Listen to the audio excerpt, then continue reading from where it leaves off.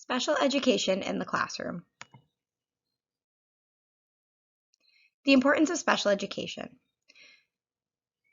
To have a fully inclusive classroom, an educator must understand the different types of disabilities and needs in their classroom, understand the laws surrounding special needs, and have a good foundation of understanding in how to support students in an all-inclusive classroom.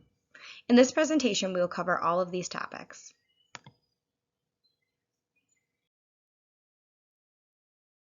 Different types of disabilities. There are two categories of disabilities in Massachusetts. High incidence disabilities are the ones that occur more frequently in students. They include specific learning disabilities, communication impairments, and health impairments. Low incidence disabilities occur less frequently in students and include neurological impairments, physical disabilities, sensory impairments, and multiple disabilities.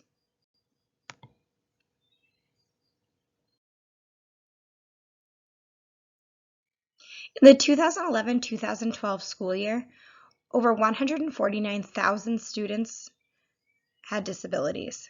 That equates to 17.4% of students.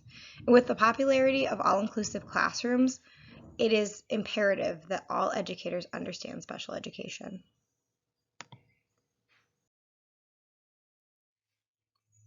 There are so many different types of disabilities, and it's important to understand all of the different acts and laws that go into protecting these children. In this presentation, we will talk about the Education for All Handicapped Children Act, the Individuals with Disabilities Education Act, the Assistive Technology Act, and the Handicapped Children's Protection Act. I encourage everyone to do additional research on all the laws surrounding special education because there are many. These are just a few of the very important ones that affect us as educators.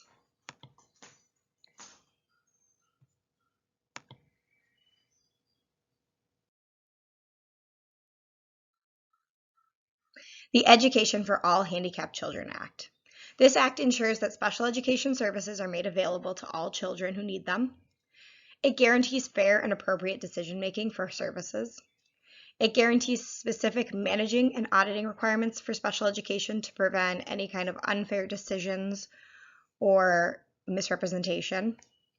And it allocates state funds for special education.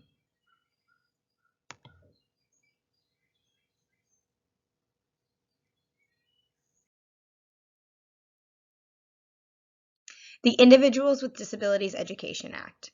This act requires public schools to provide IEPs. It enforces the use of LREs. It establishes the right to FAPE. It specifies safeguards for individuals and families to protect them. It outlines the requirements of appropriate evaluation for special education students. And it enables multiple parties to work together via cross-collaboration to create the best plan for every student. This act is really about bringing all of the different aspects of special education together to figure out what works best for every individual student.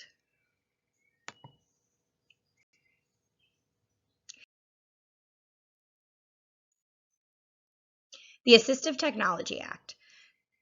The Assistive Technology Act of 2004 set forth a core set of program services to increase consistency across the country.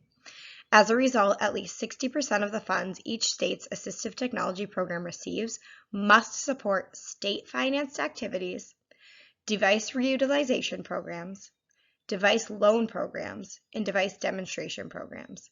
This portion of the Assistive Technology Act is to make sure assistive technology reaches the children who need it in the most streamlined way possible.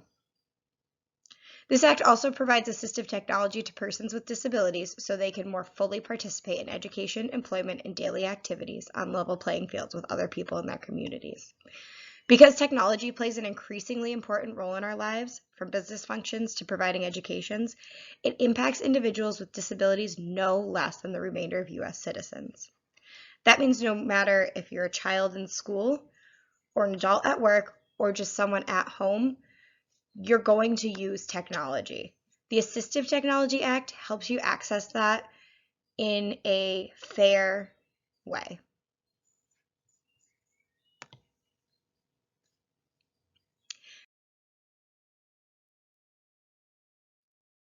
The Handicapped Children's Protection Act. This act provides equal access to public education and food programs, no matter what the child's situation is. It offers early intervention protection for children under the age of 3. It offers children over the age of 3 FAPE, and it ensures that schools keep parents informed about their child's education. This is really important. Parents need to know what is going on with their children and how schools are meeting the goals of IEPs and other special education.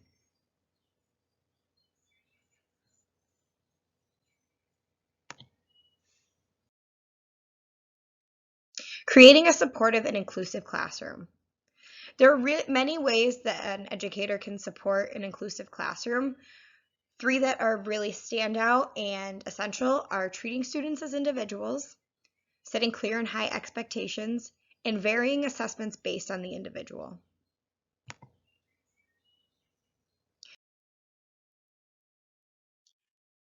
Student individuality. The educator must use differentiated teaching methods to support a variety of needs. The same method of instruction is not going to work for everyone. The teacher really needs to dig deep and find out how each student learns. The educator must also differentiate assignments to help all students reach the lesson objectives. In my classroom, I have found it is much more beneficial to keep the lesson objectives the same for every student and just differentiate how they reach those goals. Sometimes a written assignment won't work for a student, so we change it. We make it a drawing assignment. We make it an oral presentation. Let them show their knowledge in a way that works for them. Educators must also utilize IEPs to understand students' unique needs and challenges. This is part of knowing how to differentiate your teaching, assignments, and assessments. Using the IEP will let you know what works for that student and what doesn't. It's not going to give you the full story, but it's going to give you a good foundation to start from.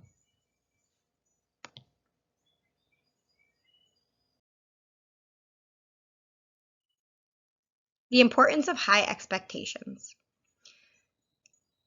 Educators must teach the classroom rules explicitly. In order to follow the rules, the students need to know what they are. Use student-friendly knowledge. Review the rules often. Kids forget. They need reminders. Enforce the rules. There need to be clear rewards and clear consequences. Use positive reinforcement instead of punishment. In most situations, students will react much better when their positive behavior is recognized rather than when their negative behavior is punished. Individualize the rules to fit the classroom, but keep them the same for all students within the class. Don't give each student a different set of rules. Everybody is held to the same high standards, but the classroom rules may be changed from year to year based on your students.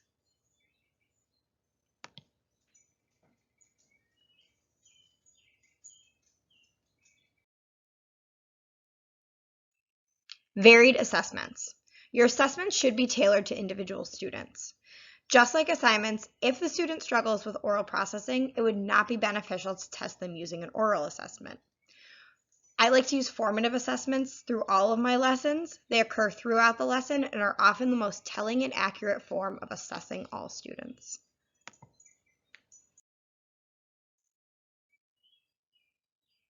We've covered a lot in this presentation, but 3 key things to remember are special education is extremely important. We are seeing increasing numbers of children who participate in special education, so we need to understand what that means. Extensive understanding of disabilities laws and classroom practices is required to ensure every student receives the best possible education. Again, as we see more special education students, it becomes imperative that we really understand all the aspects of special education. And every student is different. Educators must differentiate their class rules, form of instruction, assignments, and assessments in order to fit the needs of each and every student.